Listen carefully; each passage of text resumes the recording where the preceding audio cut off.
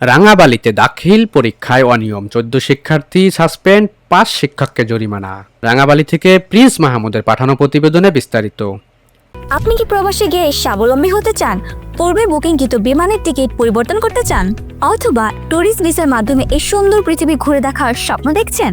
আপনার স্বপ্নকে বাস্তবায়ন করতে A to Z travels and tours আছে আপনার সাথে। পটুয়াখালীর রাঙাবালি উপজেলায় দাখিল পরীক্ষায় অনিয়মের অভিযোগে ১৪ জন শিক্ষার্থীকে একদিনের জন্য সাসপেন্ড করা হয়েছে। একই সঙ্গে দায়িত্বে অবহেলার অভিযোগে ৫ শিক্ষককে ৫০,০০০ টাকা জরিমানা করেছেন ভ্রাম্যমাণ আদালত। বৃহস্পতিবার সকালে রাঙাবালি হালিমা খাতুন মহিলা কলেজ কেন্দ্রে মাদ্রাসা শিক্ষার্থীদের গণিত পরীক্ষা চলাকালে এ ঘটনা ঘটে। উপজেলা প্রশাসন সূত্রে জানা গেছে, পরীক্ষা চলাকালে পরীক্ষার্থীরা একই সেটের প্রশ্নপত্রে উত্তর দেওয়া শুরু করে। এ সময় দায়িত্বে থাকা শিক্ষকেরা তেমন কোনো ব্যবস্থা নেননি। বিষয়টি নজরে আনেন কেন্দ্রের দায়িত্বপ্রাপ্ত কর্মকর্তা ও উপজেলা আইসিটি অফিসার মাসুদুর রহমান। পরে উপজেলা নির্বাহী কর্মকর্তা ও নির্বাহী ম্যাজিস্ট্রেট ইকবাল হাসান ভ্রাম্যমাণ আদালত পরিচালনা করে শাস্তি দেন।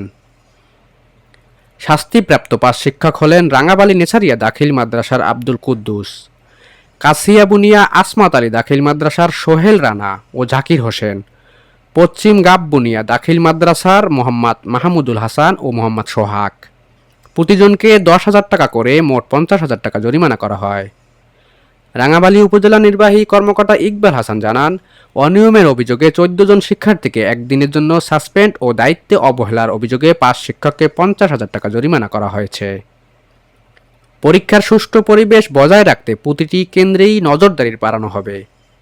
দায়িত্ব পালনে কেউ অবহেলা করলে তার বিরুদ্ধে আইনগত ব্যবস্থা নেওয়া হবে। আমাদের লক্ষ্য হচ্ছে নিরপেক্ষ ও নকলমুক্ত পরিবেশ পরীক্ষা সম্পন্ন করা।